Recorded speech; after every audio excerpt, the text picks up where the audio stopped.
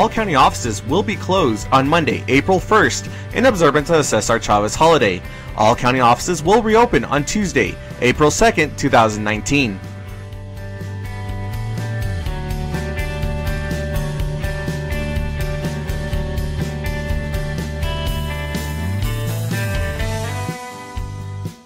The District Attorney invites you to the memorial service that honors and pays tribute to victims in El Paso community who lost their life to violent crime. The ceremony will take place at Yaca Park at 610 North Yarborough on Sunday, April 7th at 8 a.m.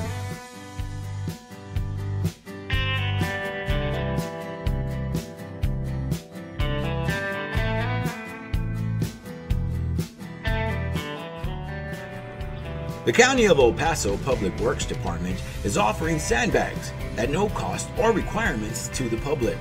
The sandbags are outside of the facilities and are available 24 hours a day. The location of the county facilities are the following: the Road and Bridge Fabens Warehouse, located at 1331 North Fabens Street in Fabens, Texas 79838. The Road and Bridge Canutillo Warehouse, located at 191 Canutillo Avenue in Canutillo, Texas 79835. And the Road and Bridge Montana Warehouse, located at 14698 Van Lane, El Paso, Texas 79938.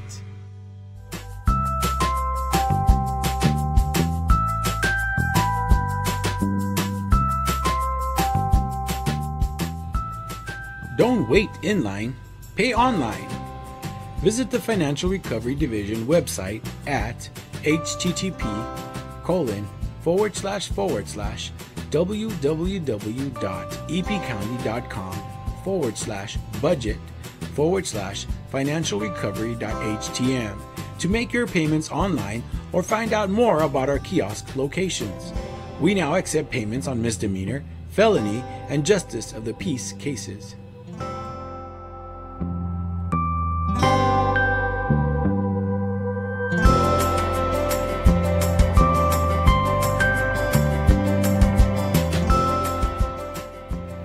You can now watch Commissioners Court meetings on YouTube. Go to youtube.com and search for El Paso County Commissioners or El Paso County, Texas. Subscribe to our channels to see our latest videos.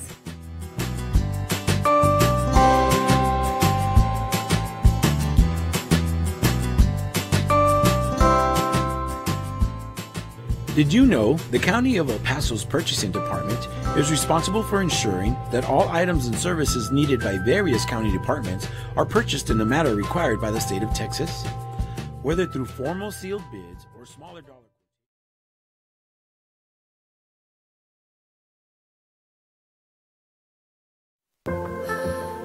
El Paso goes by many names.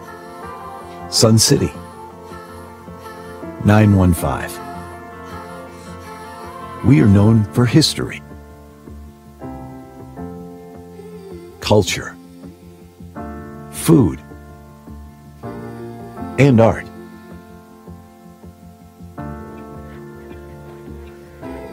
In the early 1900s, development and commerce in El Paso revolved around mining and trade. The nationally recognized mission trails are just one example of the many historic sites that portray our region's rich indigenous and colonial history. Since then, El Paso has evolved, and so has its people. We take great pride in nourishing a skilled and capable workforce, with 72% of our population being bilingual. We stay competitive among other large U.S. cities. The region's border location boasts a major trade port. It allows competitive local manufacturers to produce at maximum capacity. Fleet systems are capable of worldwide distribution of parts and products. Our state-of-the-art higher education systems are nationally recognized. The Texas Tech University Health Sciences Center El Paso, the nation's first comprehensive health sciences institution on the U.S.-Mexico border, provides students the opportunities to become doctors, nurses, and researchers. The University of Texas at El Paso offers 74 bachelor's, 74 master's, and 22 doctoral programs. Local government agencies and other economic development organizations help industries become established and expand in our community. The County of El Paso is great for business, but we also keep true to our southern hospitality with plenty of outdoor recreation options. It's easy to keep active in El Paso.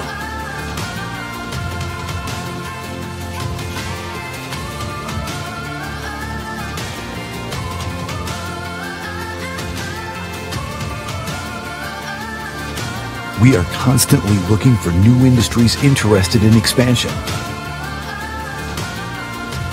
We want to offer our help and support in the process.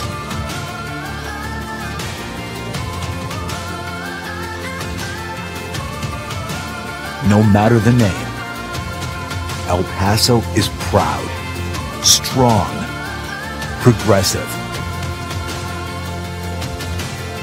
We are El Paso.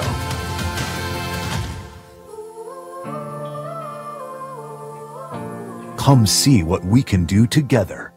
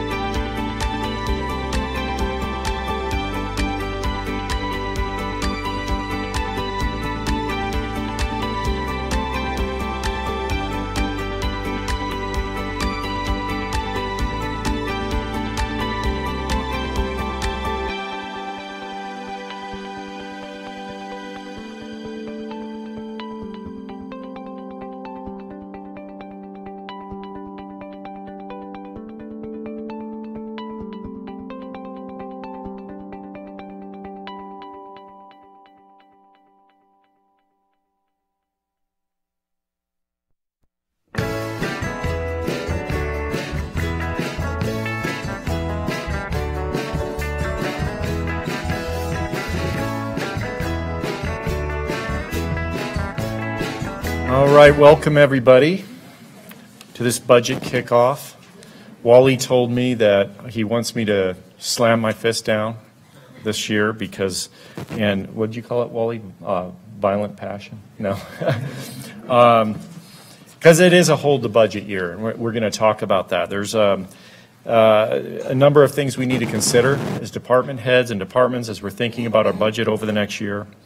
And we know that you are all, in fact, when I came here, I was amazed at how well managed the finances are here in El Paso. It truly is amazing. You all do an awful lot with what you've got, and we're asking you to do that again. Budget's going to give you more details on this shortly, but on behalf of Betsy Keller and County Administration, I'm Joel Bishop welcoming you to this meeting. Thank you for coming. Betsy had a few notes she wanted me to share. She couldn't be here. She's out of the state. But she wants to make sure that we keep our revenue in line with our expenditures. And she mentioned that over the past 7 years, the county has invested over $20 million in personnel increases, over $23 million in equipment allocations, and over $20 million in other operational costs. And our revenue has not kept up with this increase. And as you're going to see, there's we're going to get in a critical stage in the next few years. So we are asking the departments to tighten down. I mentioned this to the department heads this morning, to really hold the line, look for efficiencies anywhere that you can. Vacancies, as you see those, instead of opportunities to use that as a chance to be more efficient, and operational efficiencies anywhere that you can find them.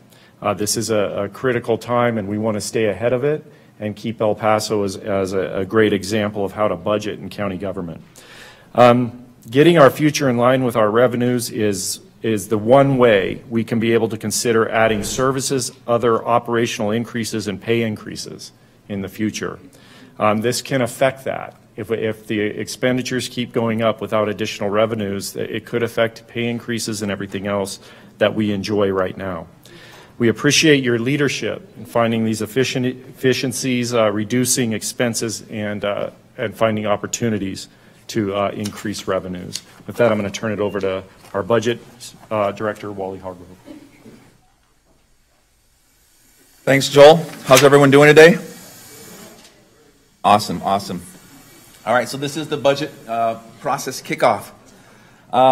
First thing I'm going to start with is just thanking you for being here today, taking the time. This presentation, we are doing video recording. It's live streamed right now. It will also be available on the YouTube County channel if you want to have your staff look at this later. And it'll also be on our county intranet budget website. If you didn't sign in on the way in, please sign in on the way out. This is a training session also, so you get some of your continuing training hours for this. This presentation is open discussion. So as we're going along, if I make a statement, please ask Joel what the answer is. He has all the answers. Not really. He attacked me first. No, but if you have a question at any point in time, whoever's up here speaking, whether it's me, Melissa, Mr. Dion, Gabby from my office, or Joel, ask any one of us a question at the point in time that it comes up. Also, on my thank you, I just want to tell you, what a difference a year makes. And this comes from a personal note. A year ago, I was watching this presentation from a hospital bed on my iPad after having tumors removed in my neck. And what a difference a year makes. I'm in full remission, and I just want to say thanks to my family at the house who got me through it. Thanks to you, my work family. The support I had from county administration, the commissioners, and you, my coworkers and peers, helped get me through this. And so I just want to offer my thanks to you because we are one big family here. Now, getting off the mushy stuff, let's talk about the budget. So the FY 2020 budget process.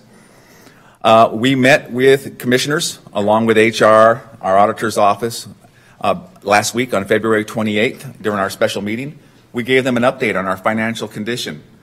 Following me, Mr. Dion will be coming up and hitting some highlights of that financial condition, where our revenues are on slide 7 or slide 6, where our expenditures are on slide 7, and how those two revenues and expenses are expected to intersect in FY19 for the first time, and will stay at that intersection for the upcoming fiscal years unless we do things to affect either side of that equation.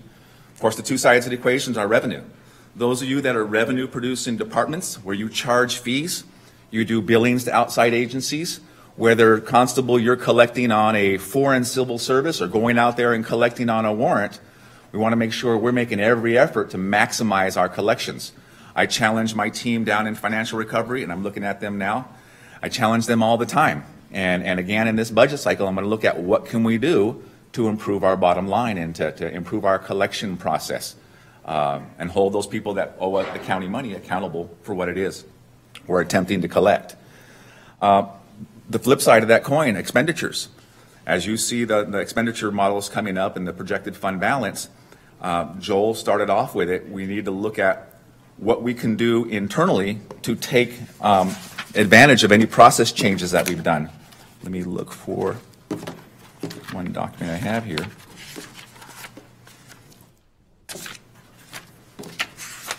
No, not here. All right. But on the expenditure side, if we've created new programs that have created any kind of efficiencies, we need you as the department leaders and the managers and supervisors to look at wherever we've picked up those efficiencies, is there anything we can do to hold the line on expenses or to trim those expenses back? Now, certainly we want you to focus on those mandated expenditures that we need to incur, or those expenditures that we think are unavoidable. We've got to put fuel in the vehicle, and my fleet manager, if Hopeton comes back to me and says, hey, the anticipated commodity of fuel next year is expected to rise by 5%, we've got to look at, do we need to have a 5% increase in that appropriation and bump our fuel budget up by $250,000? Or what are our current vehicle policies? Do we look at our take-home policy? Do we look at our idling rates in vehicles? We've got to make sure we can weather that impact on a financial basis. We have just finished our first live projection. So the numbering on there is projection 2020, number 1. We at times do multiple projections of our budget. We'll be opening up the Munis system for your budget entry, and projection 2020 it will be live today. You'll be receiving a memo from me via email from your budget analyst.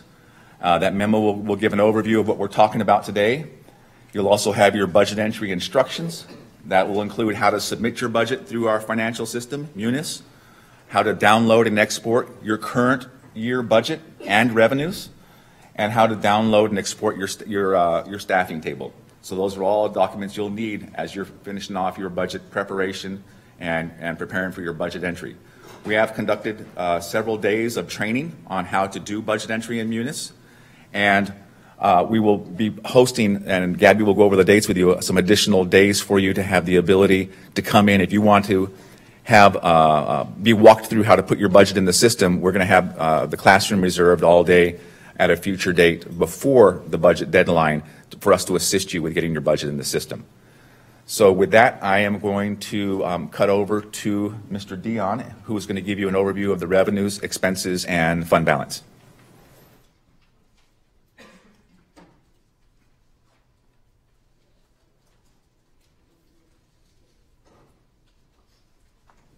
Thank you, Wally. Welcome, everybody. I'm going to try to give you a synopsis. Definitely, I'm not going to get into the detail that I do get into as I did on the 24th of January with the Commissioner's Court. One thing that I'll just clarify is that budget and fiscal policy and the Auditor's Office, we don't always agree. I mean, same with Commissioner's Court. It is a collaborative effort, okay? And at the end, we end up with a compromise and we end up with reasonable projections. And I'll be telling you in a few minutes how close we really get. And definitely the auditor's estimates are not ultra conservative, okay? So when you hear me talk and tell you some things, just realize that the auditor is not the blockade for the budget, and if there's going to be budget cuts, it's a combination of everybody trying to project what's going to happen in the future.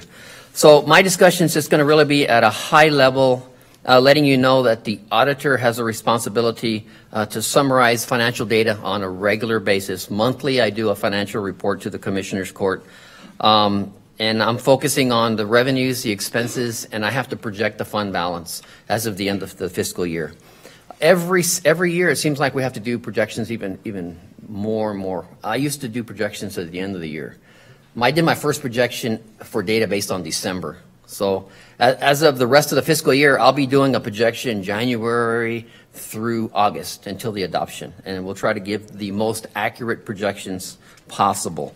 But on a monthly basis, the auditor's office has to monitor and do financial analysis on projections, like I said, revenues, expenses, and the fund balances. And the process involves a lot of work from my staff.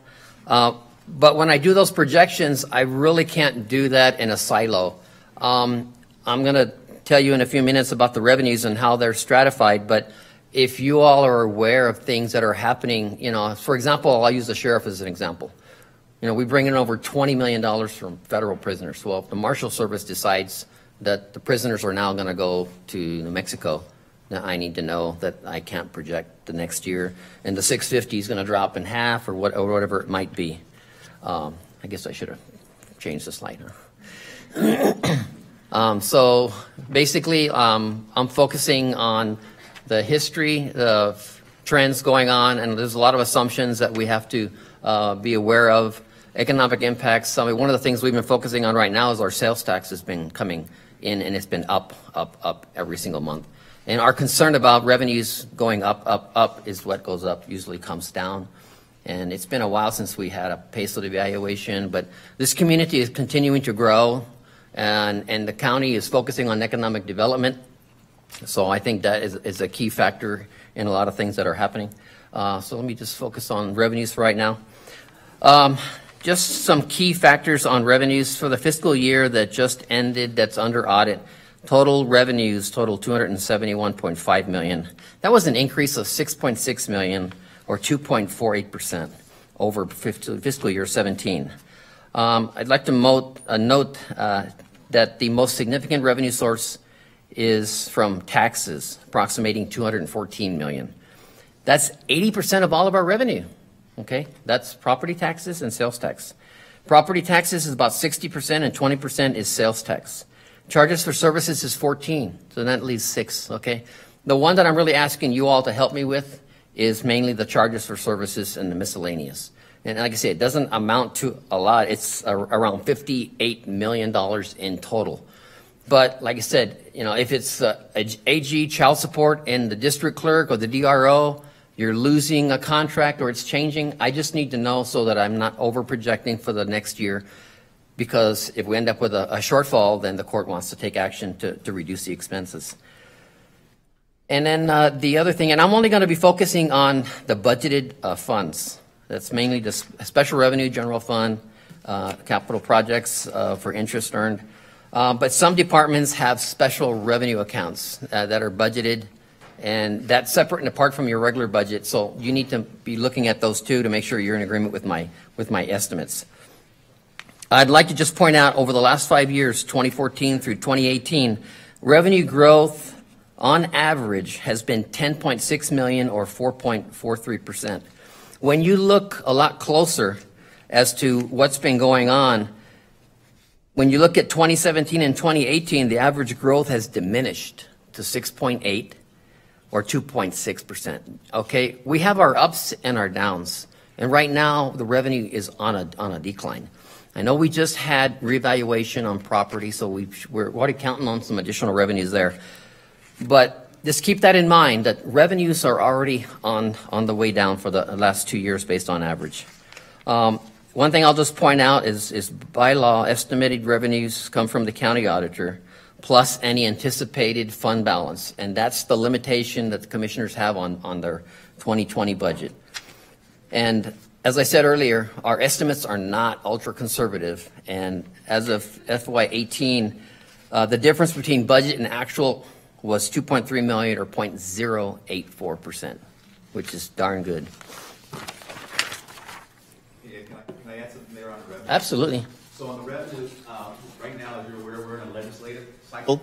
So as you're receiving any emails from Ana Apodaca, our legislative liaison, and she's asking you for potential impacts on House bills or Senate bills, please respond to those by the deadline.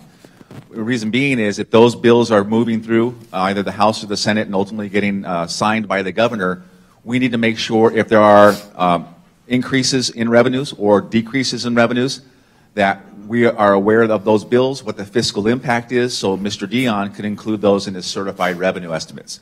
On the flip side, if there are requirements of us to deliver service and change our service models, whether it's something prosecutorially and there's going to be an impact fiscally on that, we also need to know what the impact is going to be to the expense stream so that we can look at the budget side of the equation to say, starting September 1 or upon 2/3 signature of either of the elected body, these impacts are going to go into place. So when you get those fiscal note requests from Anna Albadaka, from our legislative group through Betsy's office, please reply to those because it's critical for us to look at the budget impact and the revenue side of those. Yeah, and just to chime in on legislation, we have some real concerns because there are two bills that were introduced, SB and HB2. That's a rollback cap, taking it from 8% to 2.5%. And we calculated that if the county had a 2.5% rollback cap, over the last 10 years, we would have had to cut services by $242 million. So that would have been significant, and our operations of today would be totally different. There's another bill also that they're trying to introduce where all of our revenues are mainly coming from sales tax. They want to increase the sales tax to 1 to 2% total, and they want to almost eliminate all of the M&O taxes. That's 60% of our revenue right now. So in that regard, HB2 and SB2, if they were to make it through, it is a cap where we have to take it to the voters. So it does not cap our revenue at 2.5%. If we propose a tax increase that's over that 2.5%, we are now required to take it to election and hold a rollback election. If the voters approved it, we would be able to adopt that rate and have the revenue stream associated with it. But now it lowers the threshold for when it has to be considered for a rollback election, if it were to pass. Right now, it's losing a little bit of traction, but we're watching that one very, very closely. All righty, getting to expenses. The FY18 expenditures total $268 million. That was an increase of $10.7 million or 4.15% over the prior year. I'll just point out that personnel was $204.4 million or 76% of all the expenditures to the general fund, followed by operating expenses totaling $56.1 million or 21%. Over the last 5 years, 2014 to 2018, expenditures have increased on average by $9.8 million or 4.13%. Between 2014 and 16, the average grew to 7.9. It went to 7.9 or 3.52%. But in the last 2 years, okay, the average has increased to $12.5 million or 5%. So as I told you earlier, revenues are trending down and the percentage growth has actually gone in half. And now we see a spike in expenditures going up. And Ed, that's the revenue growth that's trending down, not the actual revenues, correct? The actual percentage growth. Right, the percentage growth is slowing down. Yes, we've had additional revenues coming in, but the revenue growth is not outpacing exactly the same expenditure growth, okay? We've been, and I'll show you in a minute on the fund balance graph where you'll see the line going up, and our budget has gone up along with our revenues and our expenses. But we're getting to the point now where we don't know what's going to happen in the future. We don't know what's going to happen with taxes. We don't know what the commissioners are going to do. They're, 4 years now at the same tax rate? Doesn't mean they don't bring in more revenue. As property values grow and new houses are built, we get more tax revenue. And that helps with the additional expenses to cover the costs and the infrastructure.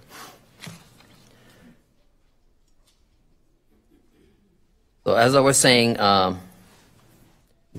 whatever I project, they cannot exceed for the 2020 budget, but typically that hasn't been the problem. We just have expenses growing. And the one thing that I want to just focus on, and I told Wally I was going to do this, is that the budget for 19 grew by $25 million. And I've identified there's about $15 million that I think we're going to spend. So therefore, the fund balance that I'm going to show you, I might as well just go to it. This is the trend of fund balances, and you can see the green line depicts revenues, the blue is expenditures, and the yellow is the budget growth. And you can see where from various times the blue goes under the green. The green is the revenue. You know, sometimes we make a little bit more, but it's not very often. We had some very lean years, and I can tell you where we are today is not just because of budget, the commissioners, the auditor, it's because of everybody. This county works as a team, and this county has been frugal over the years to try to work on getting that balance and staying within that balance. And I know we have some projections this year because there are some things in the budget that we're paying for that we've never paid for in the past. This community is growing, and it's growing east. There's infrastructure needs. The commissioners want to deal with flood control. They want to deal with roads, a lot of things that they haven't. But some of those expenditures are not being covered by bond issues. They're currently in the budget, in the operating budget. And the commissioners are the ones that make that decision, where it's funded, how it's funded. And at this point, they're just trying to address the need. And at some point down the road, they're probably going to tweak it and they change it. But at this point, they're anticipating the fund balance is going to drop. And my projection right now is around, I think it's 71 million from 86 right now. I know Mr. Hardgrove's projection is a little bit less, but until I get feedback as to we're going to spend or not spend, that's going to be mine, and that's going to be his, and the court can take action irrespective of either one of us. So in that regard, over the next few months, especially as we hit our 6-month mark in the summer, you'll be seeing some emails or phone calls coming out from either of our offices where we're looking for some clarification as to, I've got this much in a transportation budget, and I need to project where those expenses are come September 30, so I'm going to rely on you departments, the subject matter experts that know I'm going to draw that number down by X amount because we need to work that into his and my projections for budget consideration. So just a few more words on fund balance. The 86, that's considered our fund balance, considered our working capital. That's our savings.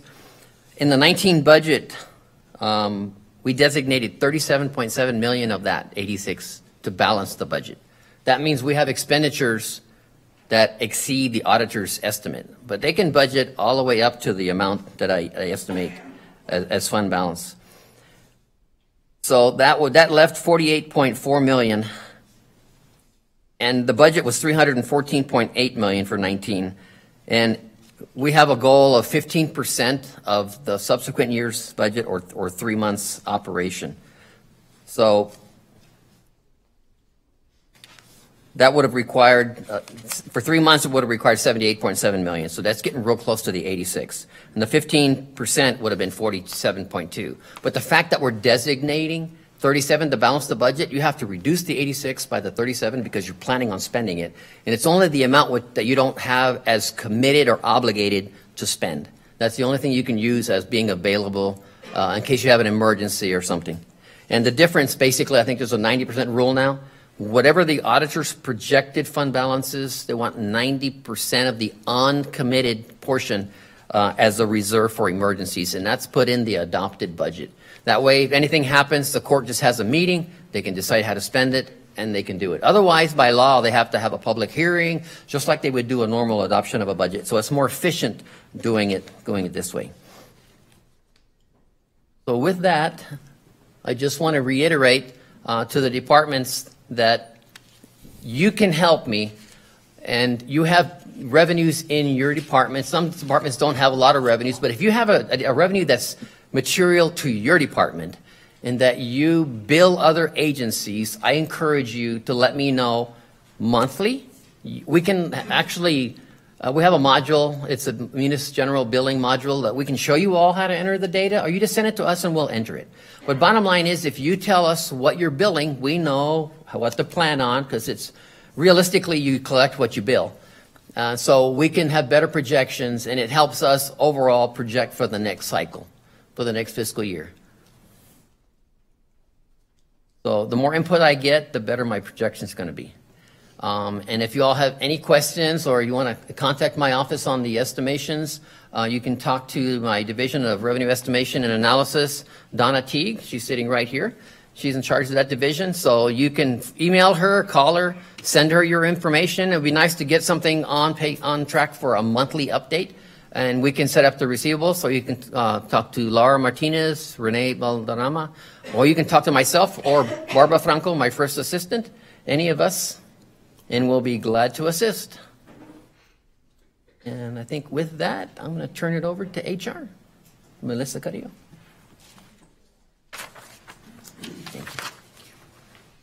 Good afternoon. Thank you all for being here. As you can see, we've led up to the point now. We know where we are financially. We know what's happening and what's coming into the next fiscal year. So normally at this time, we'd spend a lot of time talking about what are we going to do if we want to add personnel for the next year. I do want to start by saying, honestly, unless you have a way to cover those positions financially, be it through revenue, if it's a position that's going to generate revenue to cover the cost, or whether it's going to be something that you've identified separate funding for because of vacancies, it is going to be a very tight squeeze for adding new personnel this year. In what you just saw, you see that 76% of our budget goes straight to personnel. The more we grow our people, the more we affect what they call the alligator, when the revenues and the expenditures are starting to close the mouth and cross, right? And so we need to make sure that we're being very self-conscious and we're watching and we're looking for efficiencies in other areas versus just adding to our bottom line. I do want to go into what we're going to do in the event you do still have requests and you still want to push forward with positions for new personnel. We're going to show that process in a bit, but I want to start with that very honest mindset, right? Before we begin, I want to introduce my compensation and classification team, Ms. Elsie West, who leads up our compensation and classification team. Jesus is in jury duty right now, but we have Richard Blancas and Ms. Daisy Garcia. And also whom I have with us is Mr. Claudio Olage.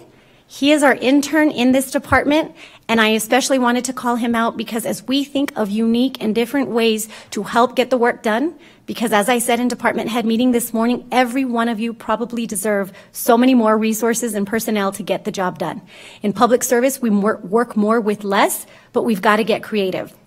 Internships are an amazing way of onboarding talent and developing resources that can help you get the job done at no cost. Claudio, we tell him when we brought him on board, we can't pay you in money, but we can pay you in knowledge. And we're hoping that the knowledge we give him will help advance him in the future. So always consider internships. And if ever you're interested, Michelle Cochran in my office leads up our recruitment team. And we have an internship program that's designed to help you all in each of your departments. And internships work, and living proof is standing before you. Melissa was my first intern years ago. In 2005, I worked for Wally and Ed. And we still don't pay her. True. Thank you, Wally. So going forward, if you do still need to process requests, we're going to utilize the process we used last year. The types of requests you're going to consider are new positions, reclassification of positions, reorganizations, auto allowances, and supplements. If you are not aware, the county adopted a supplement policy last year, and it's online, and it's very specific about who and what and how we process salary supplements. So please be aware of all of those policies. But in the event you need to process any of these types of requests, what you'll do is make sure you notify us by March the 8th. By notifying Jesus Alvarado in my office, or any one of us in HR will get it to the right team, but just saying, Melissa, we're interested, we think we have some things we need to do with personnel. What that email does is it triggers us to set up a meeting with you all to discuss and vet that request further. Those meetings have already been established for the week of March 18th through March 22nd. We have days blocked out so that we can set up meetings and meet with each of you.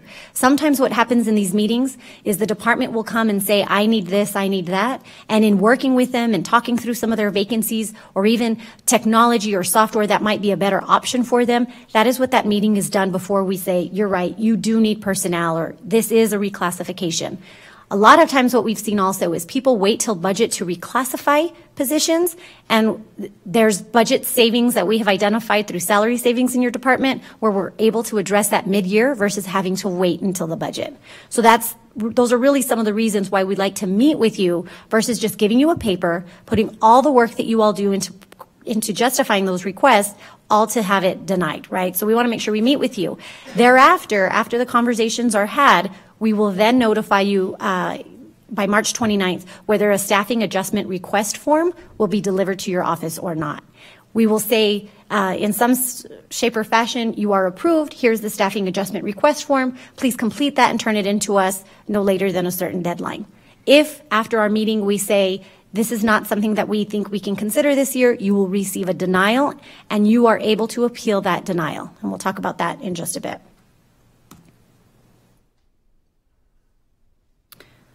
So I'm not going to read all of these boxes to you, but I really want to stress how important it is when you are making staffing requests that you understand what is the impact this request is going to have on your department. Many of you in this room have been working with us with staffing justifications now for the past 2 years. We ask on a quarterly basis for you to justify the investment that the Commissioner's Court has made. Many of you will say, why do I have to do this? Or I have yet to hire the person. You'll have different reasons, but let me explain to you why that is important. When you say, I need a position because it is going to do X for me, what we're coming at is, and in those staffing justifications, is saying, tell us if you actually achieved X. Because if that position wasn't the solution, then we didn't go anywhere, right? The idea of investing in the workforce is so that it impacts our performance and our productivity so that we're transforming this organization each day. But if it doesn't happen, and sometimes that happens, then we need to say it wasn't a person that was going to fix the problem. What do we do? What do we need to do now? So just keep in mind what the purpose of that is.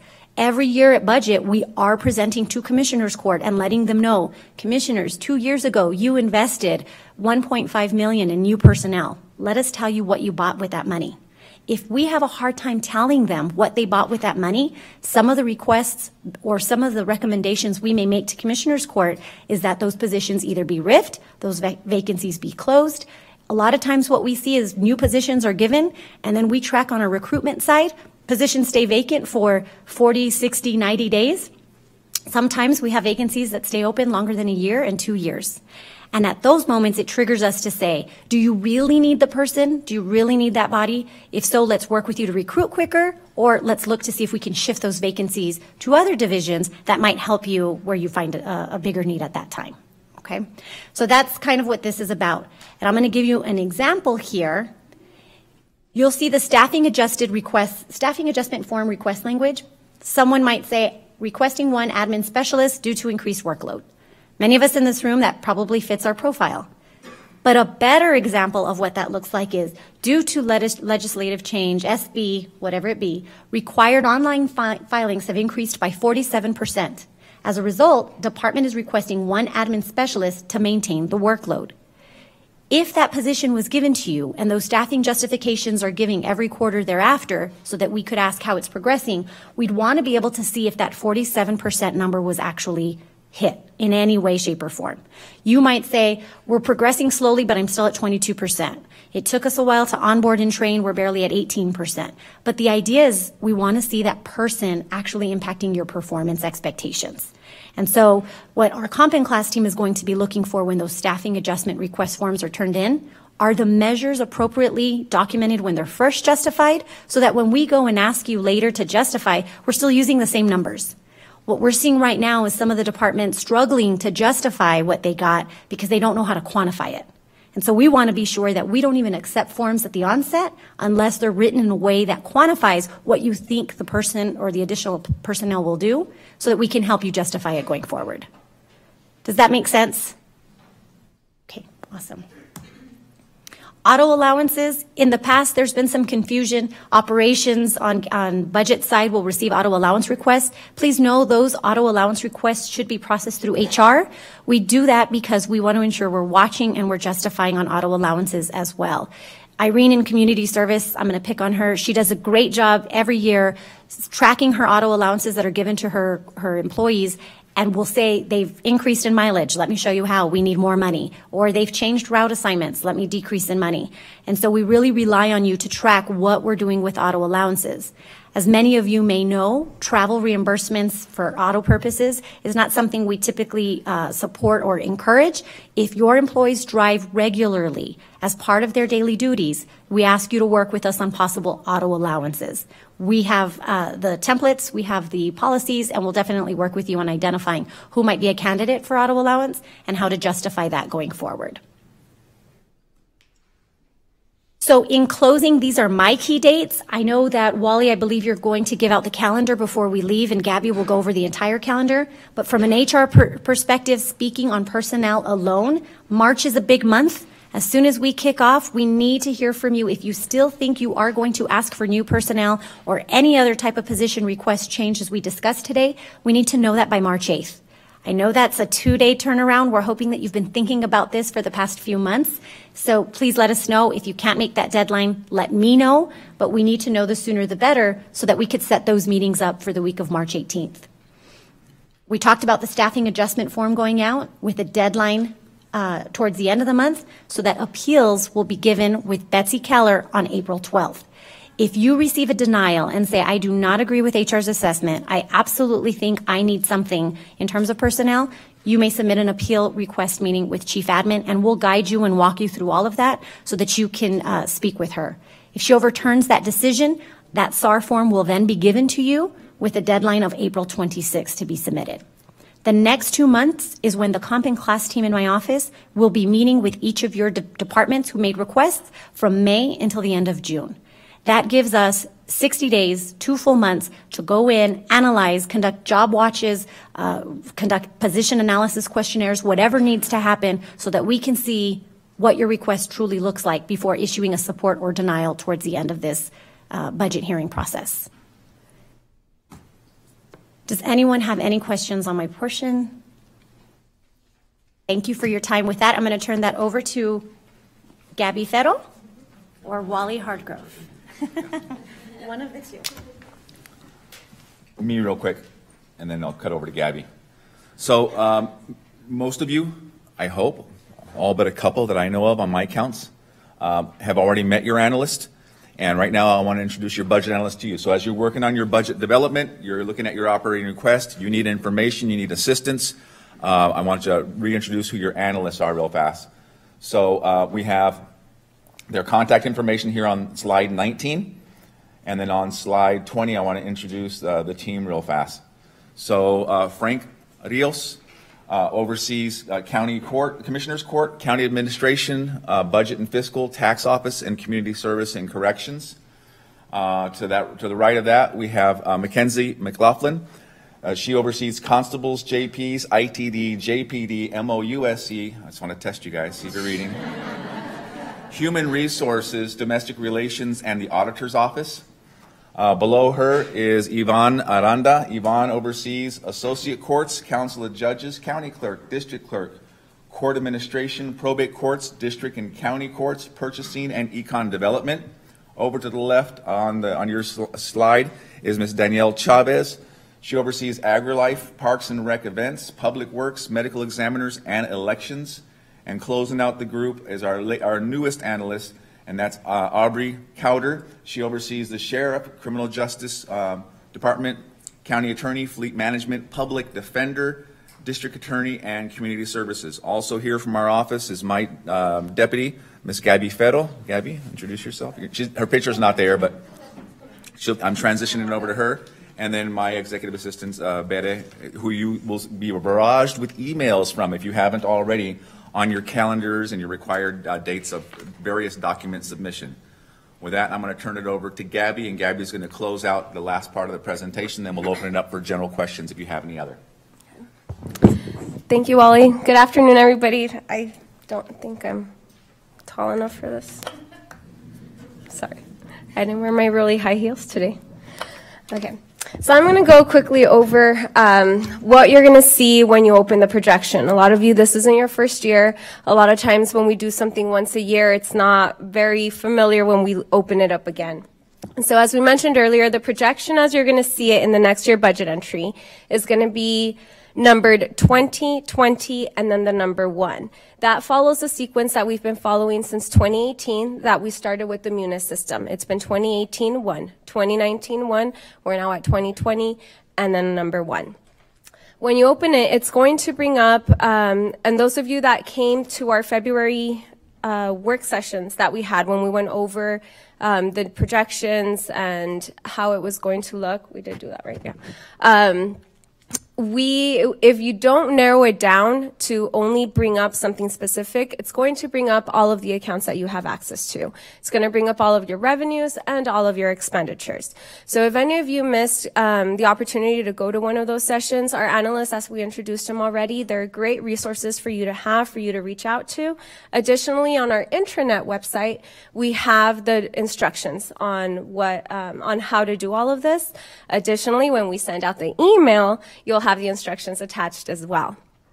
When you bring up those expenditures, and I'm just going to focus on the expenditure side of it, when you bring those up, anything that starts, any object code that starts with a number 5 are all of our personnel expenditures. At this point, what we're asking you all is to please just put the same amended amount that's in the column before that, put that one in there again on your requested side. As we mentioned, we are really, we don't want to stress this a lot, but we're on a hold the line year. We really want to make sure that we're looking through all of our expenditures and looking at all of our needs. As Melissa mentioned, if there is one of those needs where you are still going to need personnel, do not include it here. You need to reach out to HR. If you want to place a note, because we do have sections for notes, if you want to place a note for your references, you can please feel free to enter whatever note you want, but please note we are not going to review that and we're not going to forward those requests to HR. So that does have to be handled directly with them. As we move on to the operating expense part of it, this is any object code that starts with the number 6, and then we have our capital of anything that starts with the number 7. Most of your departments do not have capital accounts that start with the number 7 unless you've transferred something from your 600-311 into a capital adequate account to purchase whatever it is that you're purchasing.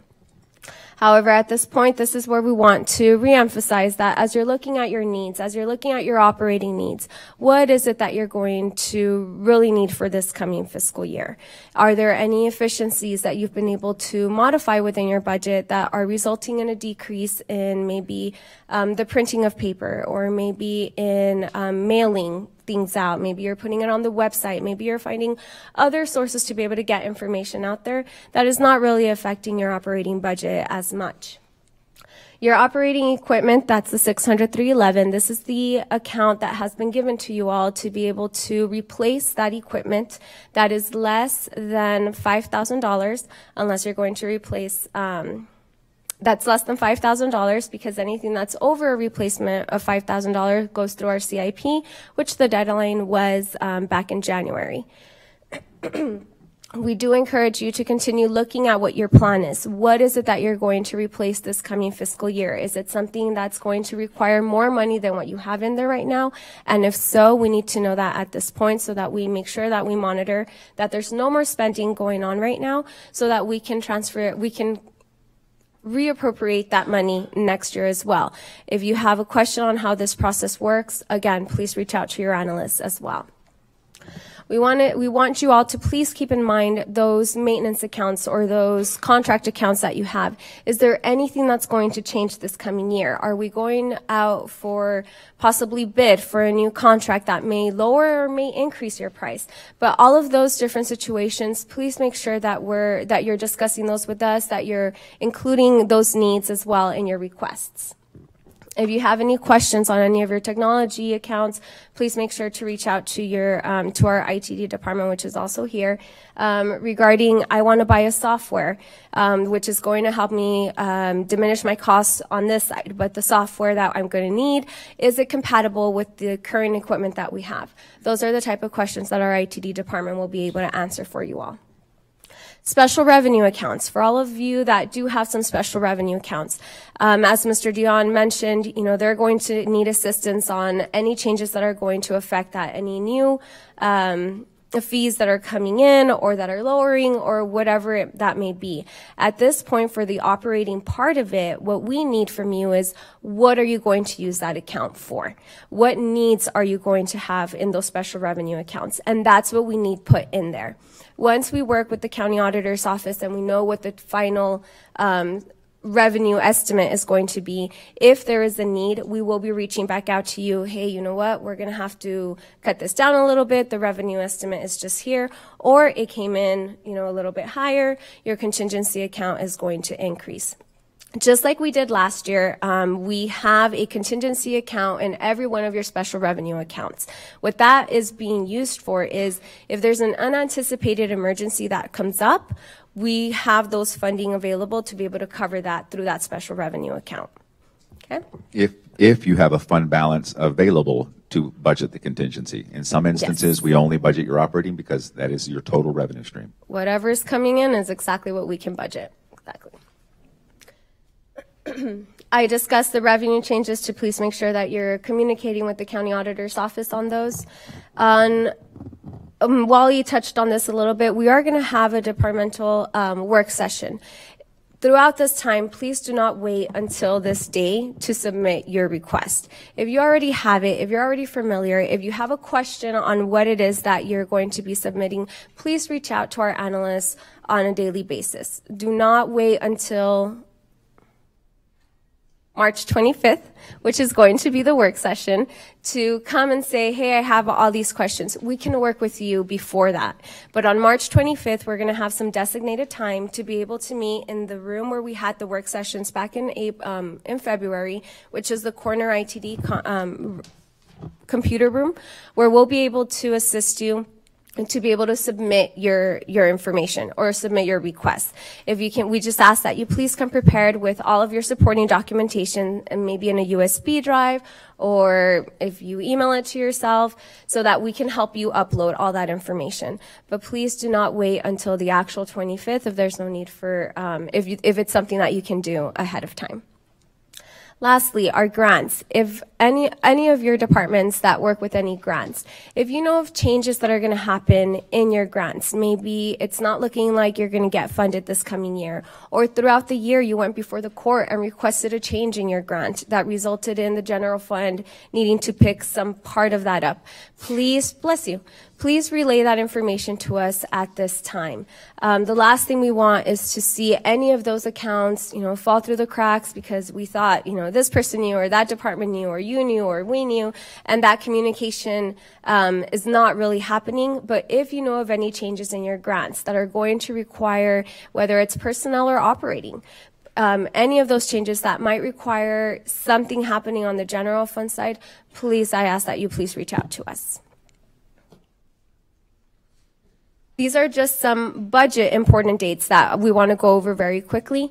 Today, which is the 6th, we're having this meeting, and we're very grateful to have you all here. And again, if you did not sign in on your way in, please sign in on your way out. This does give you credit. Unfortunately, for all of you listening or viewing, it does not give you credit. So next year, please join us. Once we're done at the concluding of this session, our analysts are going to go back. We're going to get all the documentation ready, and we hope to be sending all of that out to you by the end of the day today. If our analysts haven't contacted you yet, they will. We've requested a list of everybody that has access to the next year budget entry module. We want to verify that those that have access are still employees that you want to have access, or if someone doesn't have access, we want to make sure you let us know now so that we can work with ITD and get that access done, so that whenever you are ready to submit your information, there's no delays on that side. On March 25th is the day we're going to have that budget entry work session, in the event that you need help at that point. On the 29th, that is the deadline for us to receive all of your operating budget requests for fiscal year 20. Come April, we're going to have our second quarterly meeting with the departments. And again, if we didn't have the opportunity to meet with you in April, we really do hope that you meet with us on April from the second, one point between the 2nd to the 5th. We're really focusing on giving you additional information as the year goes by. This will give us an opportunity to kind of let you know what we're thinking when we're looking at your budget. Will let us go over your performance measures, and it'll give us that one-on-one conversation for us to see where we're headed. On April 11th, we will have department meetings. No, I think that's an HR one. Yes, that's an HR one. I apologize. By May 15th, our budget recommendations to you all will be submitted. This is the email where we're going to let you know we're finished reviewing your department. We've had that back and forth already. These are our final recommendations. We'll let you log into the next year budget entry module where you'll have the opportunity to review what recommendations we have. And at that point, we can continue to discuss if you're in agreement, if you're not, what changes might need to happen, or if an appeal, or if you would like to request an appeal. Those internal appeals will be held between June 4th through 6th. And at that point, if needed, an additional appeal with the chief administrator, we will need to know by June 11th. And by June 18th, we will have that scheduled. In August is when our budget hearings start with Commissioners Court. As you can see, last year was the first year that we did it in about 2.5 weeks. And this year, we're bringing it down even to less days. So they will take place from August 7th through August 15th. On September 9th, we plan on adopting the budget. And on September 16th, we are going to start requesting those final GFOA information. As our analysts discussed with you during the first quarterly meeting, we're requesting those performance measure metrics on a quarterly basis. We should be receiving the first quarter. By the second quarterly meeting, we're going to request the second. By the third quarterly meeting, the third. And when we send this out, really the last thing that we want is for you all to send us just the fourth quarter. And at this point, we will be done.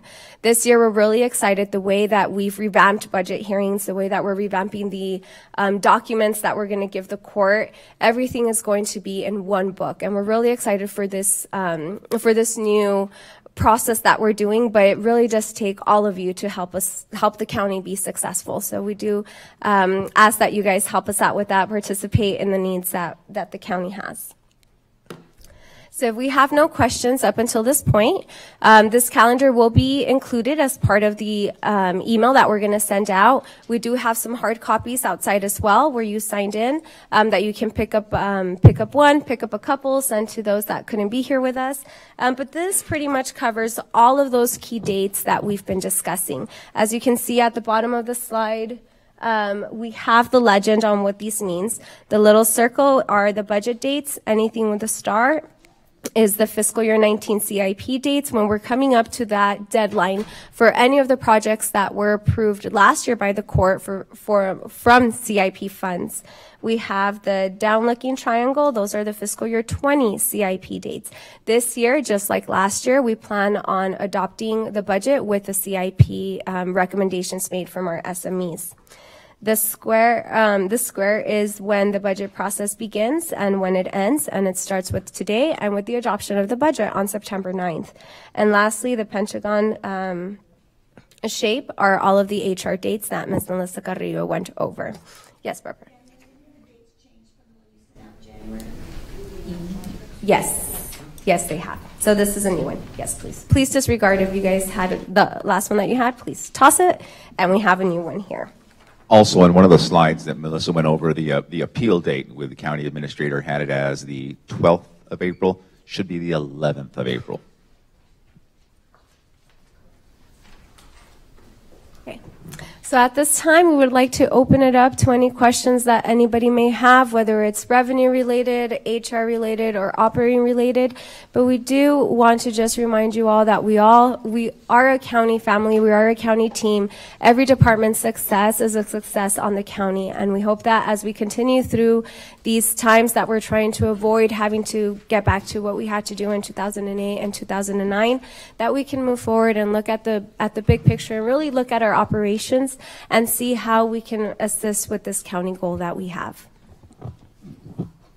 Yes, ma'am. Did you want departments to get revenue? So we're actually going to send out some follow-up communication. We're working with IT, with Chris on allowing you access to the revenue portion of Munis, and that does require some changes on protocol on the user's setup. So we are going to be sending out some training communication later. It's just like, it's very, very similar to keying in your appropriations, except instead of keying things into the 6,000s and 600,000 range and 700,000, it's in the 400,000 range. So there'll be a follow-up email on that. So yes. Other questions? Yes, ma'am. I have a question. So when we request on March the we send an email to HR and then CC you all, because it's better just right now to let y'all know?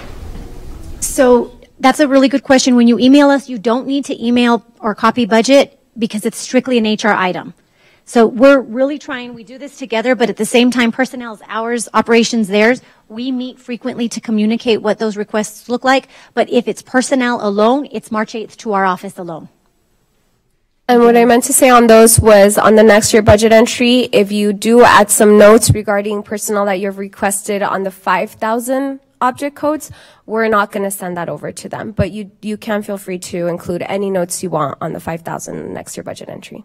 And Melissa, please correct me if I'm wrong. When you guys contact HR on the 8th, there's no additional supporting documentation that they need to submit to you at that time. Correct. So if you had done this in years past, we ask you to submit so much information, and you'd submit it and then just to get denied, and then you'd appeal and submit more information. We're trying really hard to streamline the level of work that you're having to put into this. The first thing is ask for the meeting. The second thing is let's meet, and when we invite you to the meeting, that's when you're going to discuss conceptually your idea, any measures that you already have, and then thereafter, if you have to appeal, you may need to worry about that preparation with the chief administrator.